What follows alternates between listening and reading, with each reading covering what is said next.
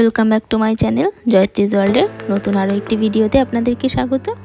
তো আজকে আমি আপনাদের সাইট সিনগুলো ঘুরিয়ে দেখাবো। আমরা গতদিনই একটা গাড়ি বুক করে নিয়েছিলাম ট্রাভেল এজেন্সি থেকে। নির্দিষ্ট টাইমের মধ্যেই গাড়ি চলে এসেছিল। তো গাড়িগুলো নর্মালি সি বিচের পাশ থেকেই পিক করে। আমাদের জার্নি স্টার্ট হয়ে গেছে। তো ফার্স্ট আমরা যাব স্যান্ড আর্ট মিউজিয়াম। তো আমরা চলে এসেছি স্যান্ড আর্ট মিউজিয়ামে। এখানেও কিন্তু মাথা পিছু টিকিট লাগবে 40 টাকা থেকে 50 টাকা, সঠিক আমার মনে নেই টিকিট মূল্য। তো তারপর আমরা টিকিট কেটে নিয়ে মিউজিয়ামের ভিতরে ঢুকব। আপনারা এই স্যান্ড মিউজিয়ামে গেলে দেখতে পাবেন কার্টুন ক্যারেক্টার এবং বিভিন্ন ঠাকুরের ছবি আর্ট করা রয়েছে বালি দিয়ে। তো আসেন আমরা দেখি কিভাবে বালি দিয়ে উনি আর্ট করেছেন। আর এই হলো এনার আর্টের নমুনা। আমরা ভেতরে কিন্তু ঢুকে পড়েছি। দেখেন কত সুন্দর কার্টুন ক্যারেক্টারগুলো উনি সুন্দর নিখুঁত হাতের মাধ্যমে করেছেন। মিউজিয়ামটা মিস্টার সুদাম প্রধান, উনি আর্টিস্ট, ওনারই কাজ আপনারা দেখতে পাচ্ছেন।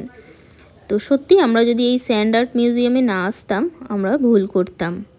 তো বিভিন্ন ধরনের কার্টুন ক্যারেক্টার, মনীষী থেকে শুরু করে ঠাকুরের ছবি, জগন্নাথ দেব, সমস্ত কিছু কিন্তু উনি ফুটিয়ে তুলেছেন। তো এবার আমরা বেরিয়ে পড়েছি এখান থেকে। ফার্স্ট টাইম যাব আমরা চন্দ্রভাগা সি বিচে। চন্দ্রভাগাতে যেতে রাস্তার দুই পাশে কিন্তু মনোরম গাছের সারি, যেটা দেখলে মন প্রাণ চোখ সব কিছুই ভরে ওঠে। তো আসুন আমরা ফার্স্ট যাব চন্দ্রভাগা সি বিচ। এটা আমার ফার্স্ট টাইম যাওয়া। আপনারা কেউ কেউ অবশ্যই এসেছেন সি বিচটায়। খুবই ফাঁকা এবং মনোরম পরিবেশ। এই সি বিচে কাউকে নামতে দেওয়া হয় না, এখানে রেড অ্যালার্ট জারি আছে। আমি কিন্তু কাউকেই স্নান করতে নামতে দেখিনি। বিভিন্ন পর্যটক আসছে, ঘুরছেন এবং তারা চলে যাচ্ছেন। এখানে কিন্তু ঢেউয়ের পরিমাণটাও খুব বেশি এবং সমুদ্রের গর্জনটাও প্রচুর বেশি। সত্যি খুবই ভয় লাগবে। আর পরিষ্কার পরিচ্ছন্ন সি বিচ দেখলেই আপনার স্নান করতে ইচ্ছা করবে, নামতে ইচ্ছা করবে। খুব সুন্দর এই সি বিচের ধার দিয়ে আপনাদেরকে একটু ঘুরিয়ে দেখাই।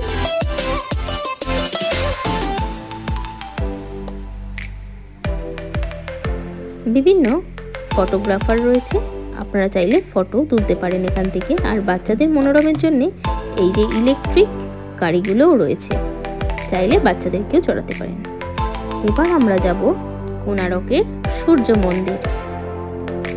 বিশেষ আকর্ষণ আজকে কোণারক সূর্য মন্দির আপনাদেরকে পরিদর্শন করে দেখাবো। সত্যি দেখার মতো সূর্য মন্দিরের এত মনোমুগ্ধকর কারুকার্য, যে মানুষের হাতের কাজ যে এত সুন্দর হতে পারে সেটা আপনারা না দেখলে বুঝতে পারবেন না। আমরা চলে এসেছি কোণারক সূর্য মন্দির। এখানেও কিন্তু এন্ট্রি ফিস 50 রুপি। মানে আপনি যেখানেই এন্ট্রি করতে যান না কেন কিছু না কিছু মূল্য আপনাকে দিতেই হবে। এখানে হুইল চেয়ার থেকে শুরু করে সমস্ত পরিষেবাই খুবই ভালো। বাঁদিকে একটা মিউজিয়াম আছে, যদিও আমরা মিউজিয়ামটা ঢুকিনি। এখানেও আপনারা বিভিন্ন ফটোগ্রাফার পেয়ে যাবেন, তাদের কাছ থেকে আপনারা সুন্দর ফটো তুলতেও পারবেন। যদিও এই ফটোগ্রাফার দাদাদের আগে থেকে এখন ফটো তোলার পরিমাণ এবং রোজগার কমে গিয়েছে, কারণ সবার হাতেই স্মার্টফোন আছে, সবারই মোটামুটি ক্যামেরা কোয়ালিটি ভালো। সেই জন্য চেষ্টা করবেন এনাদের কাছ থেকে কিছু ফটো তোলার। আমরাও তুলেছিলাম। সান টেম্পল কোণারক কোন মাসে কটা থেকে খোলে, কটা থেকে বন্ধ, সমস্ত কিছু এখানে ডিটেলস দেওয়া আছে। আপনারা পজ করে ভিডিওটা দেখে নেবেন। সবসময় কিন্তু টাইম প্রতি মাসেই চেঞ্জ হয় এখানে সময়সূচি। ধরুন এবার দেখে নেওয়া যাক সান টেম্পলের ভিতর। তো এখানেও কিন্তু চেকিং আছে সামনে, বিভিন্ন চেকিং পেরিয়ে তবে আমাদের কিন্তু সান টেম্পলে প্রবেশ করতে হয়। মাথার উপরে কাঁচের একটা শেড লাগানো ছিল। সান টেম্পলটা সত্যিই দেখার মতো। দুই ধারে দুটো সিংহ এবং তার মাঝখান দিয়ে রাস্তা। আর এই যে হিস্ট্রিগুলো বিভিন্ন ফলকের মধ্যে দেওয়া রয়েছে।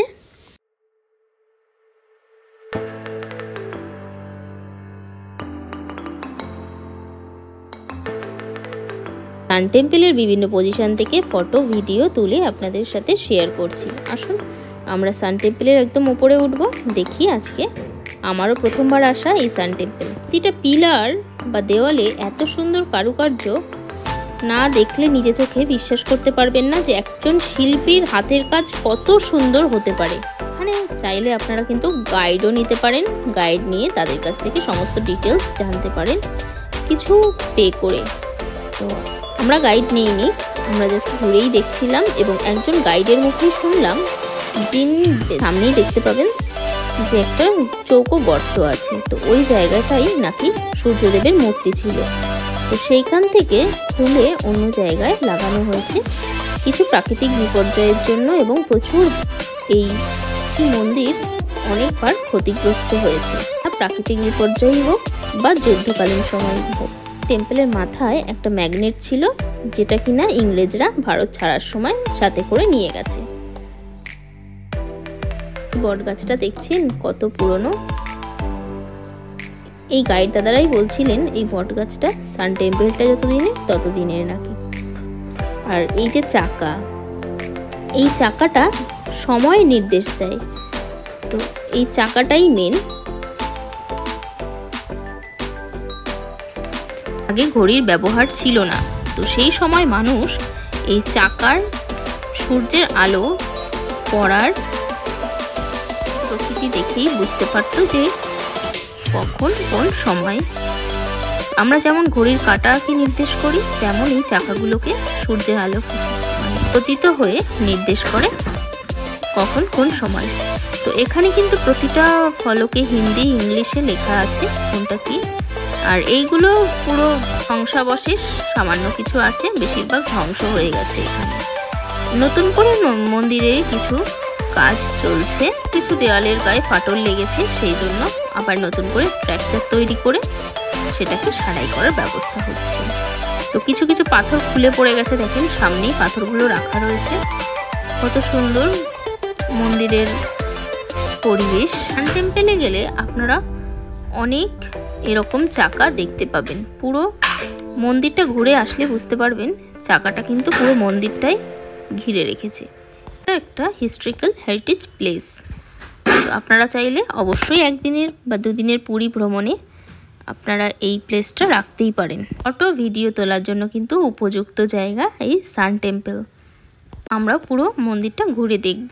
তো এখন রেলিং করে দেওয়া হয়েছে, কারণ ক্ষতিগ্রস্ত হতে হতে ক্ষয় হয়ে যাচ্ছে, সেই জন্য পরিবেশ পরিস্থিতির ওপর মানে আমাদের প্রকৃতি এত পরিমাণে পলিউশন বেড়ে গেছে, সেই জন্য ক্ষয় হচ্ছে পাথরগুলোর। এই কারণেই এখন যতটা ব্যারিকেড দেওয়া হয়েছে মানুষ যাতে হাত না দিতে পারে, সেই অথবা অনেক দিন হয়ে যাওয়ার পরে দেওয়ালগুলো ফাটলের সৃষ্টি হয়েছে, তো সেই ফাটলগুলো থেকে যেন কোনো মানুষের বিপদ না হয়, সেই জন্যই রেলিংগুলো বিশেষত দেওয়া হয়েছে। প্রচুর মানুষের ভিড় থাকে, যেহেতু প্লেসটা অনেক বড়, সেই জন্যে বোঝাও যায় না। এখানে এই যে ছোট ছোট ঘরের মতো দেখছেন, প্রতিটা ঘরের মধ্যেই নারায়ণ, আরও বিভিন্ন মা লক্ষ্মী এরকম ধরনের স্ট্যাচু করে রাখা রয়েছে দেব মূর্তি। এই যেমন আপনাদের ওটা দেখালাম নারায়ণের মূর্তি, তেমন আসুন আরও কিছু মন্দিরে আমি দেখাচ্ছি আপনাদের, সেরকম মূর্তি আছে। আর এই সামনের বাগানটা এত সুন্দর করে সাজানো। ওই গাছ দেখছেন সামনে, গাছের ওখান থেকে কিন্তু উঁচু পাঁচিল দেওয়া, যাতে ওখান থেকে কোনো রকম মানুষ ক্ষতিগ্রস্ত না করতে পারে মন্দিরকে। সম্ভবত আগে ওই জায়গাগুলোতে পাঁচিল দেওয়া ছিল না, কিছু কিছু পাথর কেটে নষ্ট হয়ে করে ফেলেছিল আশেপাশের মানুষজন, সেটাই এনাদের ধারণা বা মত। তো যে গাইড বলছিলেন তার মুখ দিয়ে আমি শুনছিলাম, সেই জন্য এখন প্রচুর উঁচু পাঁচিল দিয়ে ঘিরে দেওয়া হয়েছে নতুন করে। আগে হয়তো পাঁচিল ছিল, সেগুলো ভেঙে গেছিলো।